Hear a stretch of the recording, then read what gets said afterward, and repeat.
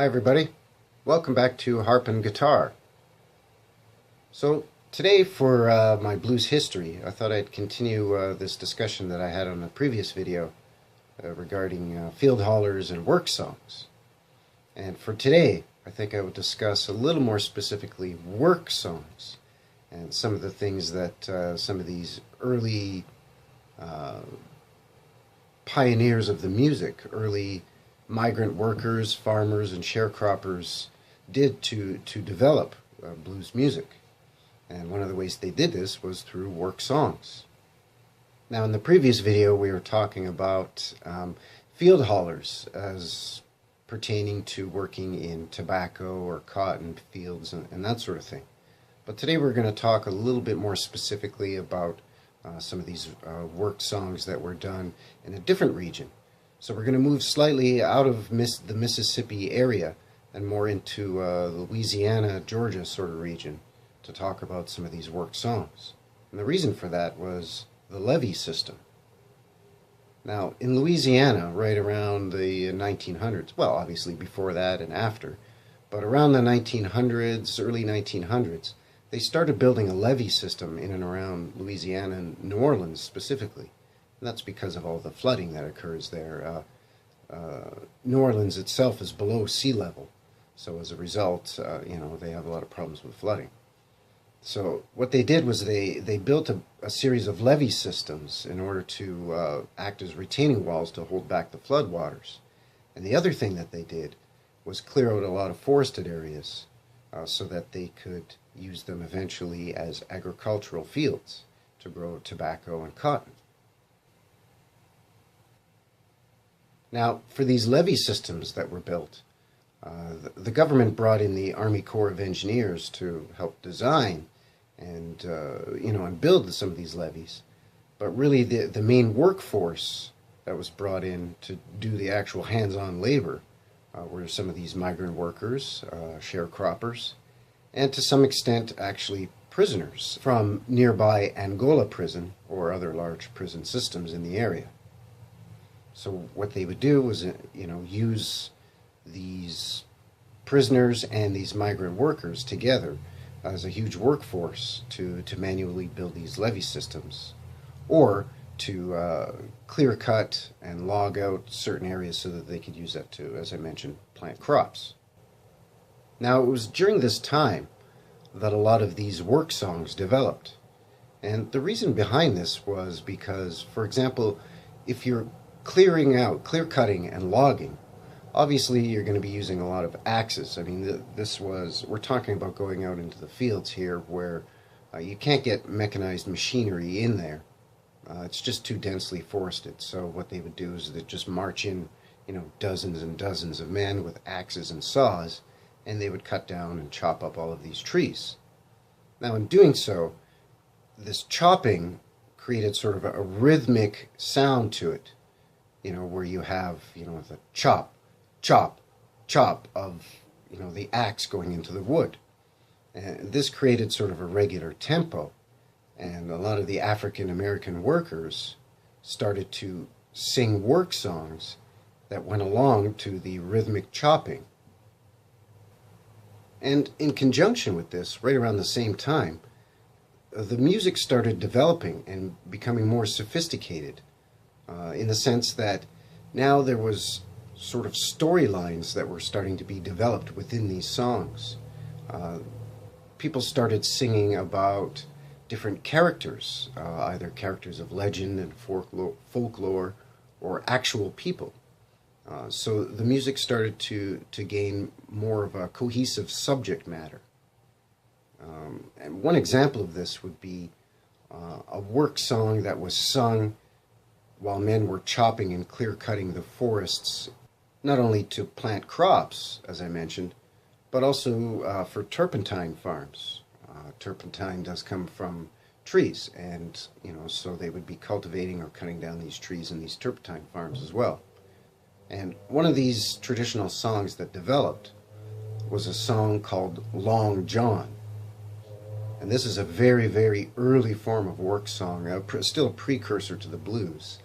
But in this example, you can see how the blues structure is starting to develop and being fleshed out a little bit, and it's gone from simple field hollers to now songs that have a little bit more of a structure and have a subject matter or characters within them. And Long John was one of these characters that was often sung about. Now, Long John was a legendary character who was a slave who shed his shackles and ran away from his master. And the legend of Long John was that he was in the swamps and forested areas of Louisiana helping to chop wood and clear this area of trees. And because it was so densely forested and he knew his way in the swamplands, he escaped. And because of his escape, this sort of legend grew and people started singing about Long John. So, for example, the song Long John being sung to the beat of the wood being chopped. So you have this sort of a chop, chop, chop, chop, and then the singers would join in. Well, he's Long John, Long John, yes, he's Long John, Long John. Well, he's long gone, long gone, oh, that Long John, Long John. Well, he's long gone, long gone. See, stuff like that, where somebody would sing out, and then they would get the response, and then they would sing a third line out. Now, these songs were developed over time, and it was to help sort of keep the rhythm and to help pass the workday and to help make this toil of work a little easier, help to ease the burden.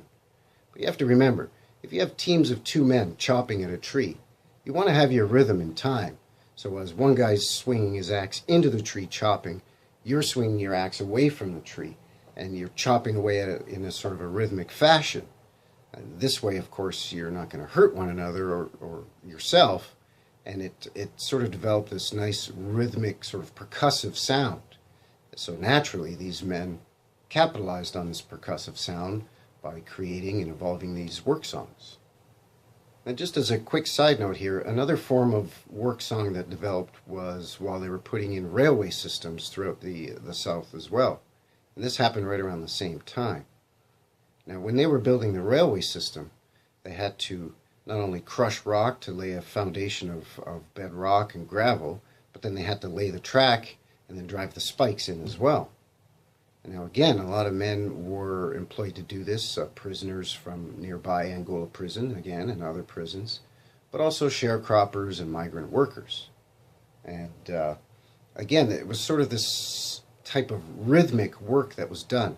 The pounding of the hammers driving in the spikes, or the men using long iron rods to sort of drive in the rails and hold the rails straight and true and parallel while men drove in the spikes. And again, this, as I mentioned, created a rhythmic way of working, and the poundings of the hammers created, again, a percussive sound that the men would sing to. And this developed a sort of a subgenre, actually, of work song or railway songs.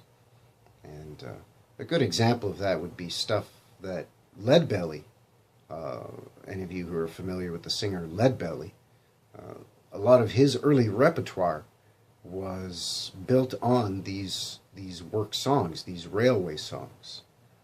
One example of this would be Take This Hammer, which was a work song. Now, these specifically were railway work songs, where, as I mentioned, you'd have the men using these iron rods to help put the track in place, and then the spike drivers would drive the spikes in. So you'd have this sort of a shock, shock, shock, sort of a rhythm. And then men started singing along to this rhythm, where you have shock, shock, shock. Take this hammer, shock, shock. Take it to the captain, shock, shock. Won't you tell him I'm gone, shock, shock. Or won't you tell him I'm gone, shock, shock, shock. Take this hammer, shock, shock. Take it to the captain, shock, shock. Won't you tell him I'm gone, shock, shock. Won't you tell him I'm gone, shock, shock. So there you go. And over time, these songs developed and got fleshed out even more. And they started singing more and more about certain characters, John Henry and people like that. And these, over the decades, fleshed out and became fully formed songs. And you can see how in these early field hollers and work songs, it go from, you know, just sort of very vague subject matter to more and more specific subject matter. And then they started infusing different characters and building stories around this subject matter to the point where right around the 1920s or so, we see fully developed songs that have content and a character and a sort of a beginning, middle, and an end to a storyline within a song. But in the very beginning, it started with these field hollers and these work songs. So I guess that's going to do it for today, everyone, in this discussion of field hollers and work songs. I want to thank you very much for stepping into my time machine with Old Whiskey here and heading way back and way down south to this very interesting time of the birth of the blues and how these field hollers and work songs help to give rise to the proper structure of the music that we now know and love as the blues. So let me know what you think, and please don't forget to like and subscribe here. And thank you once again, everyone, for swinging by and checking us out here at Harp and Guitar. Hope you have a great day, and we'll see you again real soon. Thanks, everyone. Bye-bye.